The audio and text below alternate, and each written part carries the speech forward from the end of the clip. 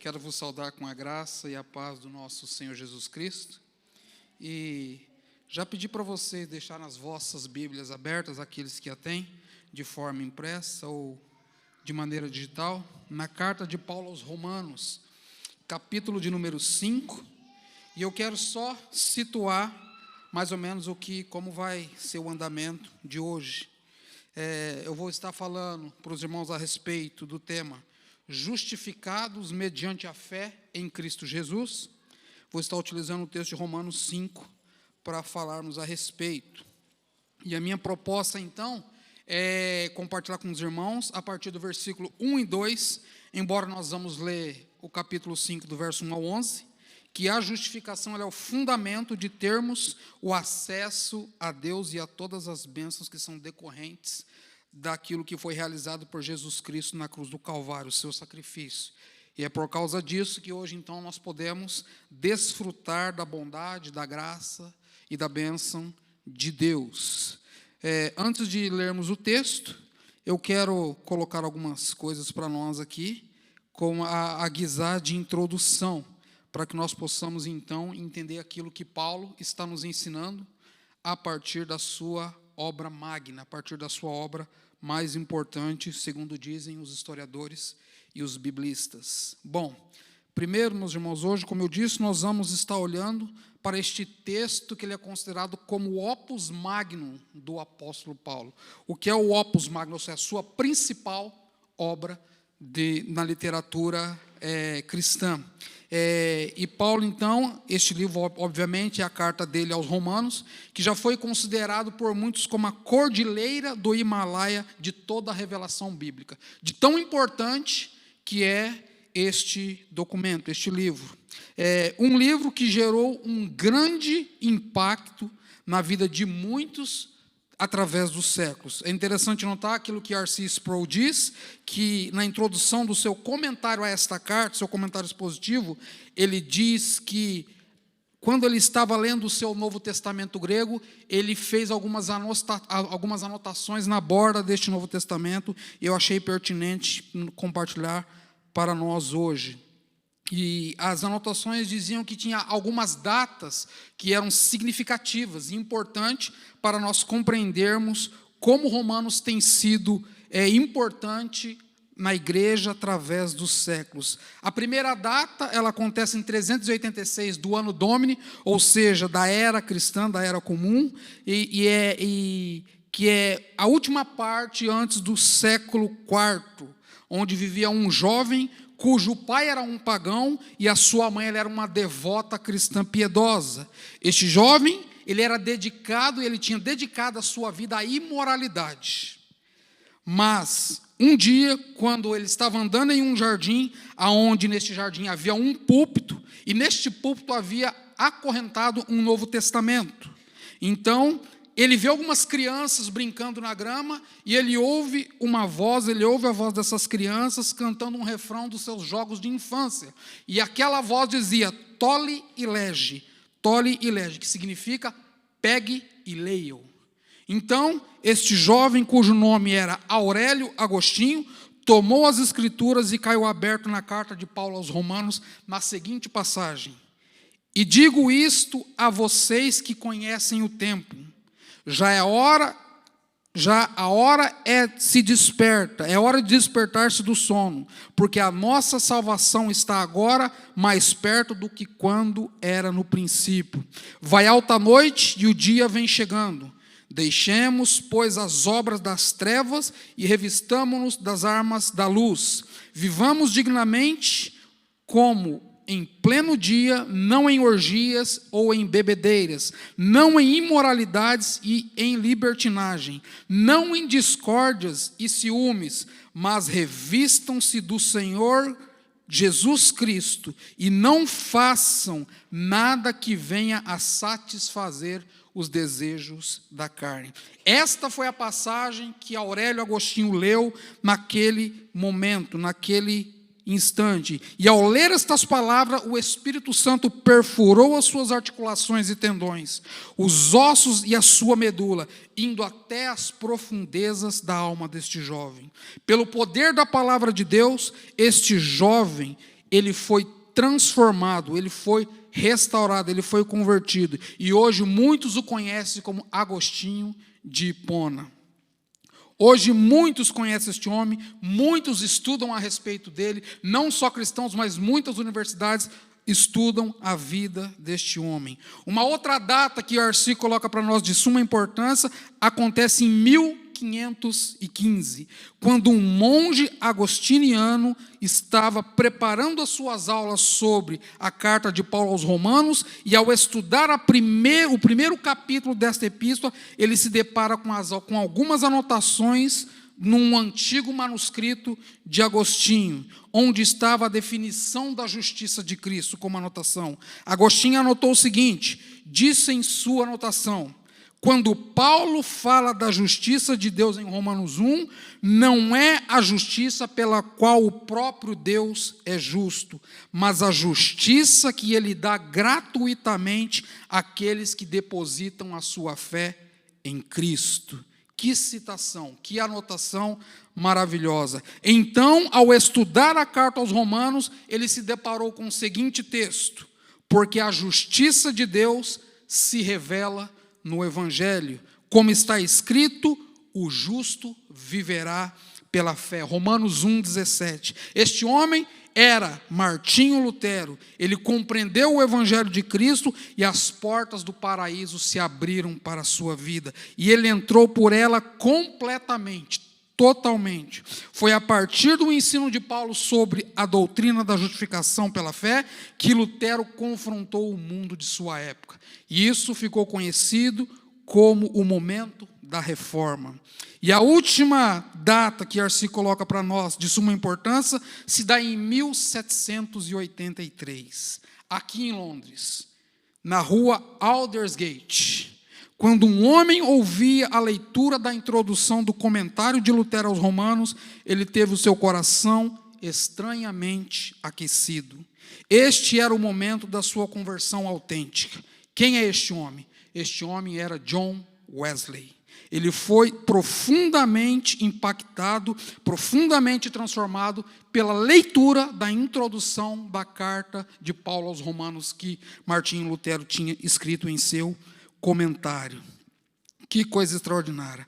Irmãos, são poucas as citações que eu coloquei. São muito poucas as citações que Arci coloca para que nós possamos entender a profundidade deste texto. Mas eu poderia mencionar muitas outras, como a importância de Romano na vida de João Calvino, a importância de Romanos na trajetória de Jonathan Edwards, e em uma série de outros ao longo da história da igreja que este livro transformou, que este livro manifestou a glória de Deus e pessoas foram transformadas. Isto é suficiente, meus irmãos, suficiente para lembrá-los como Deus tem abençoado vidas que se dedicam ao estudar a carta de Paulo aos Romanos.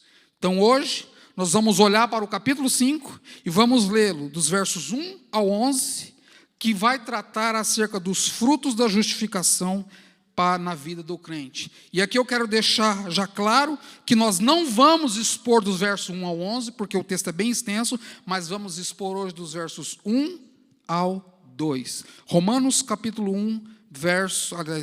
5, verso 1 diz o seguinte: justificado, pois, mediante a fé, temos paz com Deus por meio do nosso Senhor Jesus Cristo, por intermédio de quem obtivemos igualmente acesso pela fé a esta graça, na qual estamos firmes, e gloriamo-nos na esperança da glória de Deus.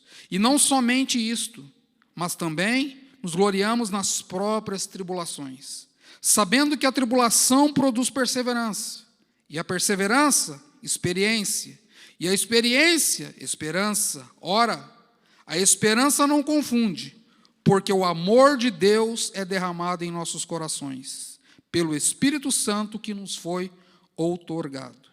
Porque Cristo, quando nós ainda éramos fracos, morreu a seu tempo pelos ímpios. Dificilmente alguém morreria por um justo, pois pudera ser que pelo bom alguém se anime a morrer. mas Deus prova o seu próprio amor para conosco, pelo fato de ter Cristo morrido por nós, sendo nós ainda pecadores. Logo, muito mais agora sendo justificados pelo seu sangue, seremos por ele salvos da ira. Porque se nós, quando inimigos, fomos reconciliados com Deus, mediante a morte do seu Filho, muito mais estando já reconciliados. Muito mais estamos já reconciliados, sempre seremos salvos pela sua vida. E não apenas isto, mas também nos gloriamos em Deus por nosso Senhor Jesus Cristo, por intermédio de quem recebemos agora a reconciliação. Senhor Deus e Pai, mais uma vez nós queremos exaltar o Teu nome, nós queremos magnificar o Teu nome porque Tu és digno de toda honra, de toda glória, de todo louvor e adoração. Senhor, nós somos tão pequenos diante da grandeza do Senhor, diante da grandeza da Sua palavra, e o Senhor nos permite, Senhor, adorar-te, o Senhor nos permite a louvar o Teu nome, a exaltá-lo acima de todas as coisas, porque Tu és excelso e habita em um lugar inacessível. O Senhor, ó Deus, justificou-nos por meio da obra do Seu Filho na cruz do Calvário. E hoje, então, nós podemos deleitar e adorar a Ti em espírito e em verdade. Senhor, que a nossa mente, o nosso coração, o nosso intelecto, o nosso entendimento, eles estejam cativos, ó Deus, à Tua palavra, para que possamos entender a altura, a largura e a profundidade do Teu amor pelo Teu povo. Senhor, ajuda-nos a compreender a Tua palavra e a viver a Tua palavra em nome de Jesus Cristo, para o louvor da Sua glória. Amém. Para o louvor da glória de Deus. Queridos, ao olharmos para este texto, em especial o capítulo 5, Paulo nos ensina algo extraordinário e fundamental para a vida cristã. Mas antes de nós adentrarmos, propriamente dito, no que Paulo quer dizer, eu gostaria de situar o que vem antes, para entendermos como Paulo está desenvolvendo um argumento na sua carta. No capítulo 1, dos versos 18 ao capítulo 3, 20, Paulo fala sobre a necessidade da justificação. Todos nós necessitamos de justificação. Do capítulo 3, a partir do verso 21 até o capítulo 4, verso 25, Paulo fala do meio pelo qual fomos justificados. Paulo demonstra o meio pelo qual nós fomos, então, justificados.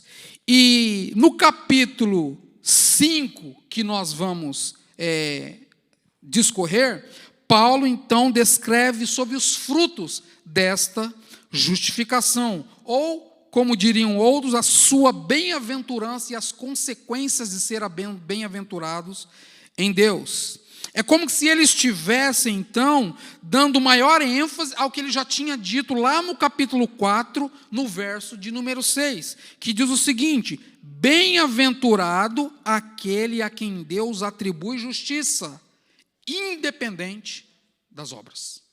Bem-aventurado é este, a quem Deus atribui justiça, não dependendo do que ele faça ou que ele venha a fazer, independente das obras. Este é bem-aventurado. Então, situando esses dois momentos no qual Paulo fala do capítulo 1 ao capítulo 4, entrando para o capítulo 5, nós podemos então olhar para o que Paulo está dizendo nos versos 1 e 2 do texto o qual lemos. E nesses versos, no primeiro verso, nós vemos 3 aspectos desta justificação que devem estar presentes na vida do crente. Bom, o conteúdo do qual lemos demonstra e mostra o resultado da justificação, que é resumido em 3 momentos, ou em 3 frases. O primeiro deles está aí no versículo de número 1 do capítulo 5.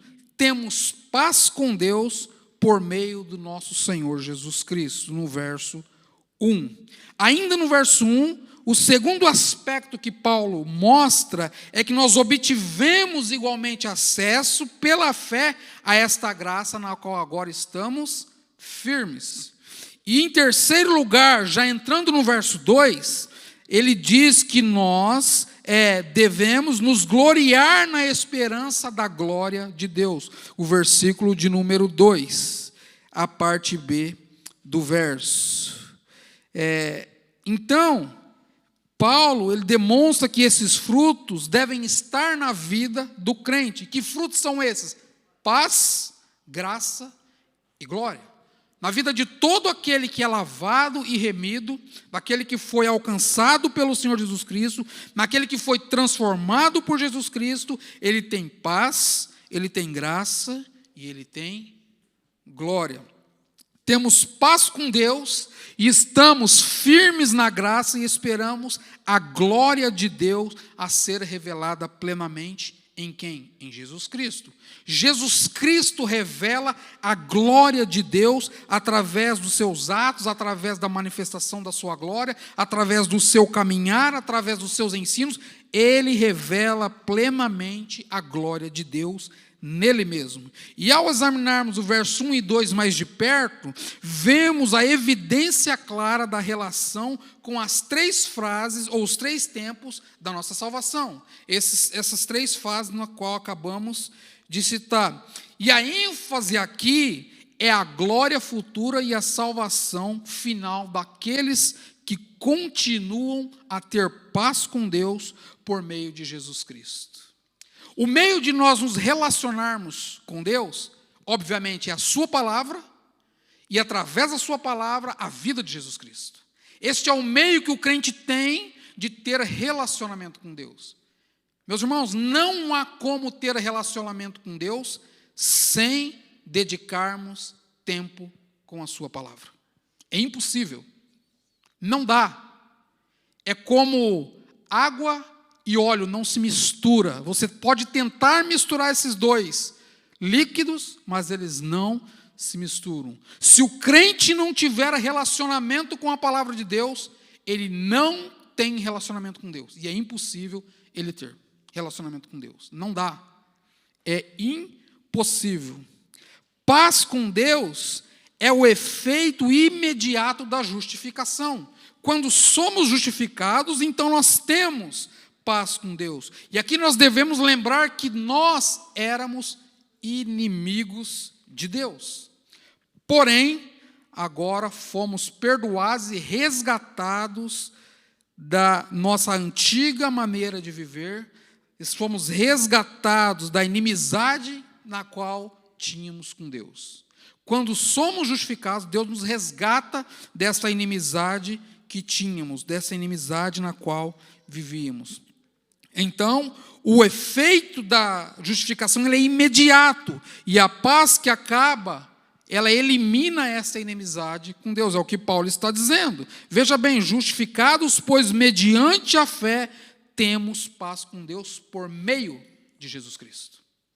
Por meio dele, nós podemos ter paz com Deus. Vemos então que o efeito imediato da justificação é uma paz que acaba com aquilo que separa o inimigo de Deus.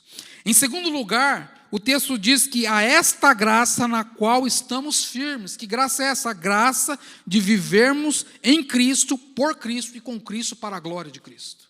A graça de vivermos assim. O conteúdo aqui é o efeito contínuo da justificação, que envolve um estado de graça na qual fomos introduzidos e agora estamos firmes nela. Vivemos de maneira digna do Evangelho, porque nela estamos firmados. No quê? Na sua palavra. Assim nós podemos viver de maneira digna do Evangelho. Em terceiro lugar, Paulo nos fala a respeito da glória de Deus. Isto é, pela qual esperamos aqui um assunto que é de suma importância, que a gente diz o agora e o ainda não. Vivemos já como se estivéssemos na glória, mas ainda não estamos totalmente na glória. Vivemos a vida do porvir aqui, e agora. Não esperamos estar no porvir para viver uma vida de glória. Vivemos aqui e a glória. Amados, é muito importante mencionar que a glória de Deus aqui, que Paulo está mencionando no texto, se refere ao céu, pois é no céu que Deus mesmo será revelado em glória e em poder plenamente. Ele manifestará a sua glória, e a Bíblia diz que todo o olho verá, de toda a extremidade, de norte a sul, de leste a oeste, de ocidente a oriente, verão a glória de Deus. Crentes e descrentes, todos verão a glória de Deus. Todos verão manifestar da glória de Deus. Na linguagem bíblica, é a manifestação de Deus no último dia. Deus se manifestará.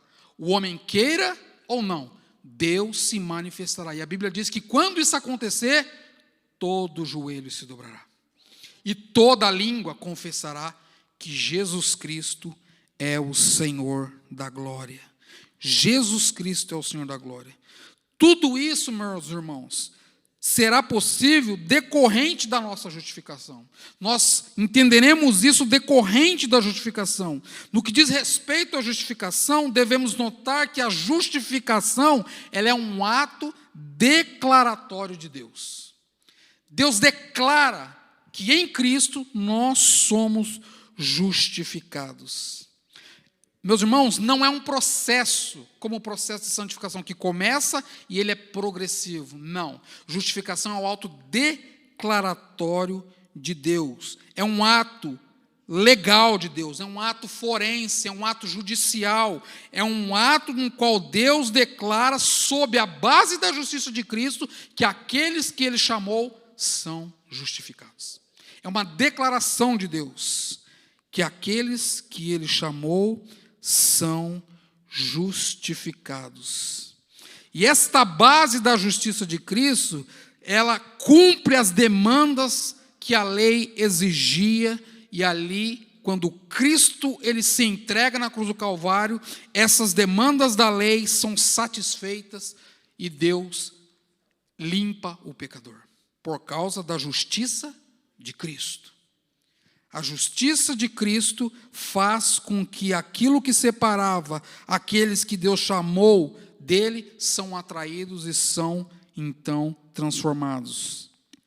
Portanto, a justificação não é algo que Deus faz em nós, mas que Deus faz por nós. Não é o que Ele faz em nós, mas o que Ele faz por nós. Por causa disso, nós temos acesso ao Pai. Este é um ato que acontece uma única vez. Uma única vez. É importante nós dizermos que justificação não tem grau. Não tem grau, por exemplo, como um processo, como eu acabei de dizer, de santificação, que hoje você está em um processo de santificação e você vai se tornando mais santo e você vai se tornando mais piedoso, porque isso é um processo. Mas a justificação não tem graus. Ela é instantânea, ela é completa e ela é final. Do mesmo jeito que a morte de Cristo foi completa, instantânea e final, Ele dá a nós a justificação. O homem é justificado por completo ou ele não é justificado. Não tem meio termo. Em outras palavras, ou você é cristão ou você não é. Ou você vive o evangelho ou você não vive. Não há meio termo. Ou vivemos aquilo que professamos, ou nós estamos mentindo para nós mesmos. Ou nós estamos enganando a nós mesmos. A vida cristã, como diz A.W. Tozer, não é um parque de diversões. A vida cristã ela é desenvolvida em um campo de guerra. Constantemente nós estamos em batalha. Constantemente nós estamos em guerra. Mas porque somos justificados, nós podemos então viver essa vida de forma superlativa. Podemos viver essa vida de maneira que o próprio Filho de Deus é glorificado. Meus irmãos, o crente mais fraco, ele é tão justificado quanto o mais piedoso. Não há diferença. O crente que se converteu hoje, o neófito na fé que está caminhando, começou a caminhar hoje, ele é tão justificado quanto aquele que está há 50 anos na igreja. Não há diferença. Não há diferença. E eu acho isso lindo porque Deus nivela todo mundo. Deus nivela todo mundo. Não há nível de conhecimento, não há nível de ignorância. Para Deus, quando Ele justifica todos da mesma maneira. Isso é lindo. Deus, Ele inclui aquele que o mundo exclui. Entendamos isso. Deus, Ele traz para si aquele que o mundo rejeita. Ele justifica o pobre, Ele justifica o rico, Ele justifica aquele que não é rico, aquele que não tem, o morador. Ele justifica, quando Ele quer justificar, Ele justifica e ponto. Ele é Deus. Ele faz. Quando Ele quer fazer, Ele faz. Amados, através da justificação, todos os nossos pecados são perdoados. Presente, passado e aqueles que ainda vamos cometer, futuros. De tão eficaz que é a obra de Cristo na cruz do Calvário. A obra dele tem o poder de trazer desde Adão até a consumação. De tão eficaz que é o poder da glória de Deus em Cristo Jesus. Como eu disse, através da justificação, todos os nossos pecados são perdoados. Um outro aspecto que Paulo está desenvolvendo é que é demonstrado claramente no texto que a justificação ela é recebida por meio da fé. Não é por meio de obras. É por meio da fé que nós somos justificados. Nós somos justificados por meio da fé. Versículo 1 no capítulo 5. É o texto que acabamos de ler. E é muito importante nós compreendermos que não somos justificados com base na fé, mas em virtude do sacrifício de Cristo na cruz do Calvário. Não é a fé que é a base da nossa justificação. É o que Cristo fez na cruz do Calvário que é a base da nossa justificação. O que Ele fez, a sua entrega, o seu sacrifício, o derramamento de sangue que Ele derramou por mim e por você, é a base da nossa justificação. A fé, meus irmãos, nós precisamos entender que ela é o instrumento de apropriação daquilo que Cristo fez na cruz. Nós cremos que Ele morreu, nós cremos que Ele veio em carne, que Ele pagou o preço de morte, mas que ao terceiro dia Ele ressuscitou. Então, a fé é ela que faz com que nós nos apropriamos dos benefícios da redenção em Cristo Jesus. É ela que faz com que nós entendamos isso. Ela apenas é o instrumento da apropriação dos benefícios da redenção que foram realizados por Cristo Jesus na cruz do Calvário. Isso nos leva, então, ao pleno entendimento de que a justificação é por intermédio de Cristo Jesus e não por intermédio da fé, mas é por intermédio de Cristo Jesus. Não somos justificados por meio das obras que realizamos para Deus, mas na obra que Cristo realizou por nós na cruz do Calvário. Não é por obras. Cristo realizou de uma vez por todas na cruz do Calvário, não por obras. Não é mérito de obras, mas a justificação é feita e realizada pelos méritos de Cristo Jesus. A morte expiatória de Cristo é a causa fundamental da nossa justificação, enquanto a fé ela é apenas a causa instrumental da nossa justificação. A fé seria mais ou menos a mão estendida para receber a oferta do ofertante. Deus derrama a sua bênção sobre nós. E a fé é a mão estendida para alcançar aquilo que Deus derrama sobre nós. É a fé. Deus é bom, Ele é perfeito e Ele é agradável em todo o tempo. A sua maneira de agir, muitas das vezes nós não compreendemos, mas Ele tem a sua maneira única e perfeita de realizar a sua obra. Então, nós passamos para o versículo de número 2. Por intermédio de quem obtivemos igualmente acesso pela fé a esta graça na qual estamos firmes e gloriamo-nos na esperança da glória de Deus. pelo meio do qual obtivemos esta graça. O texto que acabei de ler diz que foi por intermédio de quem obtivemos acesso. Aqui está o segundo efeito da consequência da justificação pela fé que Paulo menciona nesta passagem. E qual é o efeito? O acesso a Deus. Nós só temos acesso a Deus por causa de Cristo. Vemos que Paulo, o apóstolo dos gentios, vai um passo além, dizendo que por causa da nossa justificação que foi realizada em Jesus Cristo, nós agora então temos paz com Deus. Nós temos paz com Deus e vivemos para a glória de Deus. E não só isso, Paulo ainda diz mais adiante que em Jesus Cristo nós temos acesso a esta graça na qual estamos firmes. Esta graça na qual estamos firmes. É interessante notar que no texto grego diz o seguinte: através dele nós obtivemos a nossa introdução a essa graça na qual estamos firmes. Eu vou explicar isso aqui logo mais, para nós entendermos.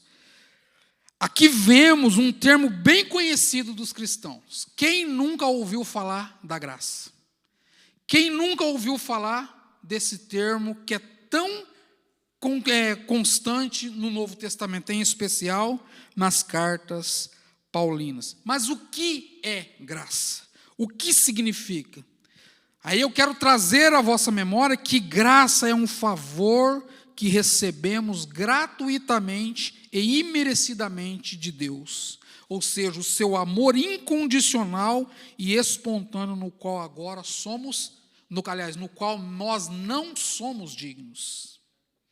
Porém, trata-se não tanto da qualidade de um Deus bondoso, mas na esfera da graça de um Deus que ama, de um Deus que é gracioso, de um Deus que se entrega para salvar aquele que é considerado pecador.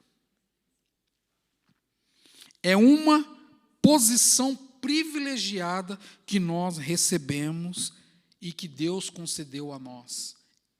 Ele nos aceitar como filhos. Em Cristo Jesus, nós somos enxertados e agora somos considerados como filhos de Deus.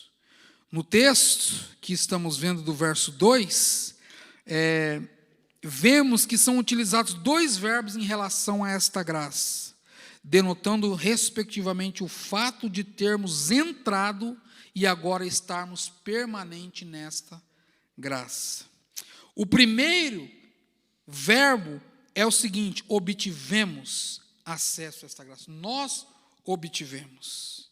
Meus irmãos, o Novo Testamento, a expressão, ela parece que em Romanos ele usa uma expressão que é chamada de prosagoge. É uma expressão grega que ela pode ser traduzida por aproximação, acesso ou introdução. Ela só aparece mais duas vezes em todo o Novo Testamento. Em Efésios capítulo 2, verso 18 e em Efésios capítulo 3, verso 2. E aqui é pertinente nós olharmos para aquilo que John Stott diz a respeito dessa expressão prosagoge. Olha o que John Stott diz a respeito. Ele diz que essa expressão poderia ser melhor traduzida do que acesso, seria a introdução. Algumas Bíblias trazem a palavra como acesso, como a área que acabamos de ler. Por meio de quem temos completo acesso, certo? E ele diz que seria melhor se fosse traduzido por introdução. Por quê? Pois a expressão de acesso sugere a intenção de que nós tomamos a iniciativa de entrar.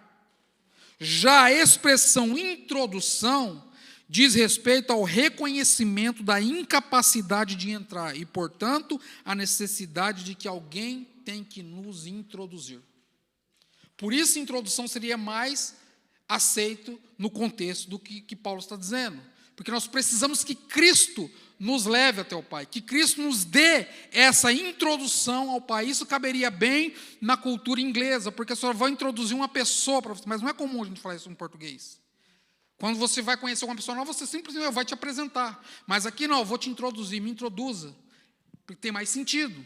Quando você não conhece uma pessoa, você chega, só um pouquinho que eu vou te introduzir para que essa pessoa possa ter um relacionamento.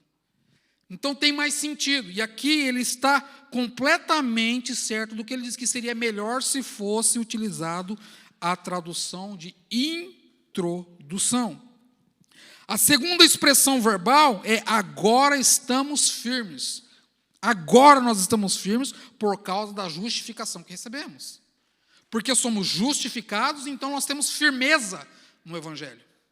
Porque fomos justificados, nós temos comprometimento com o Evangelho. Porque fomos justificados, nós temos dependência de ter relacionamento com a palavra de Deus para vivermos em comunhão com Deus. Porque somos justificados. Porque se não fôssemos justificados, nós não teríamos compromisso algum, ou não deveríamos ter compromisso algum, mas se somos justificados, então nós temos compromisso com o Evangelho, compromisso com a sua palavra. Somente o justificado tem compromisso sério com a verdade da palavra de Deus. Isso aqui é muito sério, meus irmãos. Somente aquele que está justificado em Cristo, ele conhece, ele sabe aquilo que Cristo fez por ele na cruz do Calvário. Vocês lembram de Jó? É lá no Antigo Testamento. Mas ele diz lá no final do seu livro, que antes ele conhecia Deus de ouvir falar.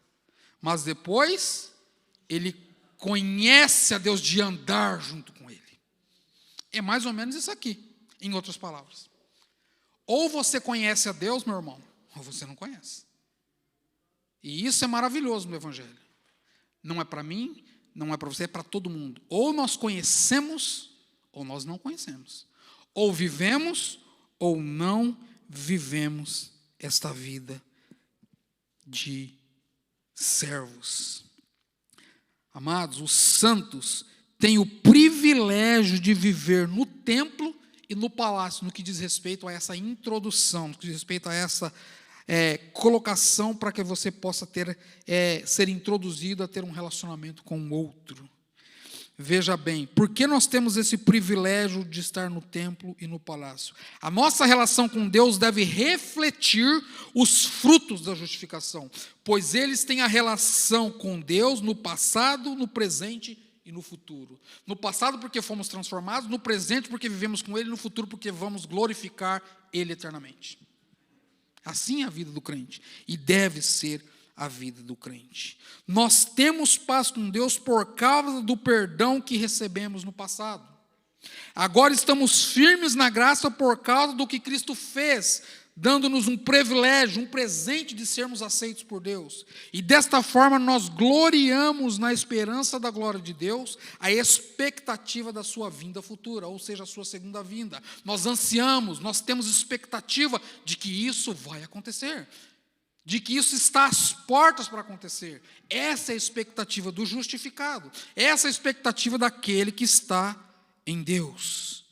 Queridos, que maravilhoso privilégio recebemos de Deus. Como eu disse, paz, graça, alegria, esperança e glória. Por causa desses frutos é que podemos suportar e nos gloriarmos nas tribulações, que são os versos que serão desenvolvidos em um outro momento. Mas agora, eu gostaria de fazer algumas aplicações desse versículo 1 e 2, que vemos Paulo ensinando-nos acerca dessa maravilhosa carta.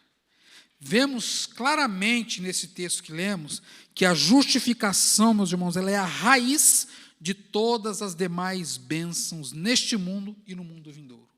Se não formos justificados, não podemos desfrutar do mundo vindouro. Somente através da justificação. Uma vez justificados pela fé em Jesus Cristo, temos paz com Deus e paz com os homens.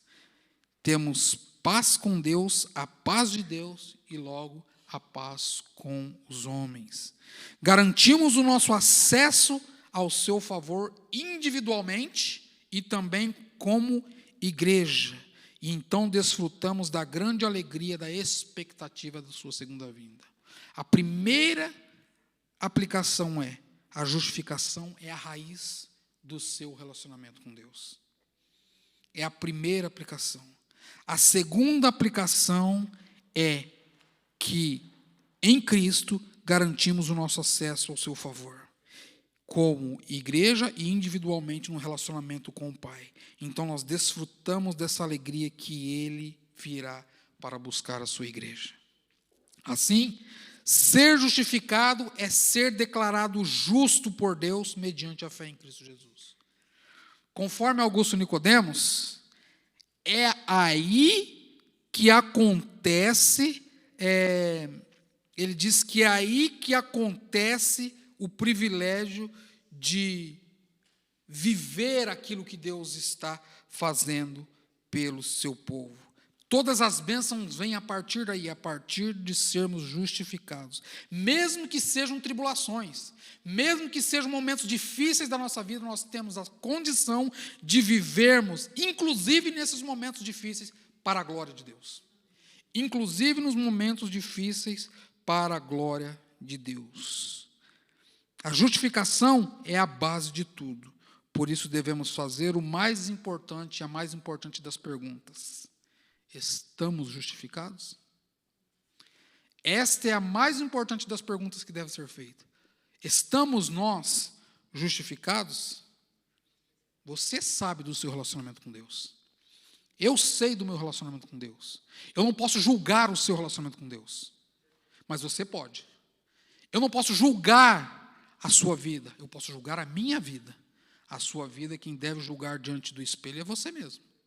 Como você vive a vida cristã, é você quem deve julgar. Eu costumo dizer que nós recebemos a informação, nós digerimos a informação, e agora o que vamos fazer com essa informação que recebemos? É o que nós precisamos fazer. Nós ouvimos, nós digerimos aquilo que ouvimos, e agora o que eu faço com isso, o que eu acabei de ouvir. É preciso compreender que estas bênçãos, a paz de Deus, o acesso à sua presença e a alegria na expectativa da volta de Cristo devem ser experimentadas aqui e agora, e não apenas na eternidade. Quem foi justificado vive agora como se já estivesse vivendo a vida eterna. Não espera chegar lá para começar a viver. Já vive agora. Já vive experimentando um pouco da paz de Deus em sua vida, que vai durar para toda a eternidade. Trata-se, meus irmãos, de um grande privilégio para nós que fomos tornados diferentes daquelas pessoas que não creem. Um grande privilégio. Desfrutar da glória de Deus e viver a vida no porvir aqui e agora, não esperando para chegarmos lá. A justificação que recebemos pelos méritos de Cristo deve ser demonstrada em nossa maneira de viver hoje e agora, tendo união, amando uns aos outros, servindo com sinceridade de coração, para que possamos crescer e avançar no pleno conhecimento do Evangelho do Senhor Jesus Cristo, a fim de que Ele, e somente Ele, seja glorificado. Assim deve ser a nossa vida. Assim deve ser a vida cristã. Assim deve ser o nosso relacionamento com Deus. Viver para a glória de Deus. Vamos ficar de pé? Em nome de Jesus. Senhor Deus e Pai, é o Senhor quem nos justifica. É o Senhor quem derramou a sua bondade, a sua graça, em Cristo Jesus, nos justificando através do sacrifício que Cristo realizou na cruz do Calvário. Sacrifício que foi realizado de uma vez por todas. Sacrifício perfeito, imaculado, santo. Esse sacrifício foi aceito por Ti, Senhor, e hoje nós somos chamados filhos de Deus, por meio de Jesus Cristo. Temos o Senhor como Pai, e poderíamos dizer que Cristo como nosso irmão mais velho, mas sabemos que Ele é Deus, sabemos que Ele é aquele que age em favor do seu povo, sabemos que é aquele que ouve o clamor do seu povo, e por isso, Senhor, nós estamos justificados glorificando o Teu nome. Abençoa, Senhor, os meus irmãos nesta noite, as minhas irmãs, que eles possam compreender a altura, a largura e a profundidade de serem justificados em Ti. Que privilégio têm eles, ó Senhor, que privilégio temos, ó Senhor, de sermos alcançados por Ti e de sermos feitos homens e mulheres melhores, ó Pai.